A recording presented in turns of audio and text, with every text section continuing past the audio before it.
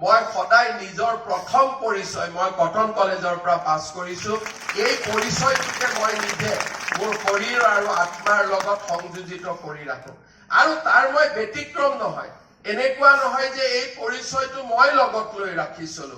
বিশ্বৰ প্ৰতিটো কোণতে আজি সফল ব্যক্তি হোৱা হেজাৰ হেজাৰজন কটন কলেজৰ প্ৰাক্তন ছাত্ৰ ছাত্ৰীয়ে কটন বিশ্ববিদ্যালয়ৰ প্ৰাক্তন ছাত্ৰ ছাত্ৰীয়ে কটনৰ পৰিচয় আটাইতকৈ জীৱনৰ মূল্যৱান সম্পদ হিচাপে মানুহৰ আগত ধৰি ৰাখে মানুহৰ আগত পৰিচয় দি গৌৰৱ অনুভৱ কৰে আমি অসমৰ সন্তান ইতিবাচক চিন্তাৰ অধিকাৰী কটন বিশ্ববিদ্যালয়ৰ পৰা আমি ডিগ্ৰী লৈছো আমাক এক নতুন দায়িত্ববোধ আনি দিয়ে এসময়ত আমাৰ কলেজত আলোচনা হৈছিল যে কটনে আজি যি ভাবে কালি অসমে তাকে ভাবে আজি সেই পৰিবেশ আছে নে নাই মই নাজানো কিন্তু এটা কথা নিশ্চিত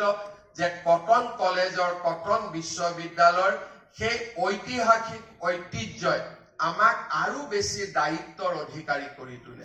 এখন বিশ্ববিদ্যালয়ৰ আমাৰ এলমা মাটাৰৰ যিমানখিনি পৰিচয় তাক কোনে বহন কৰে প্ৰাক্তন ছাত্ৰ ছাত্ৰীসকলে বহন কৰে আজি কটন কলেজৰ পৰা ওলাই যোৱাৰ সময়ত কলেজত থাকোতে হোষ্টেলত কি কৰিলো কি নকৰিলো কিমান ৰাতি পুলিচক কষ্ট দিলো কিমান দেৰি পুলিচে আহিলে ক'ত কি গণ্ডগোল লাগিল কলেজৰ ইলেকশ্যনত কি হল কি নহল তাত থাকি গল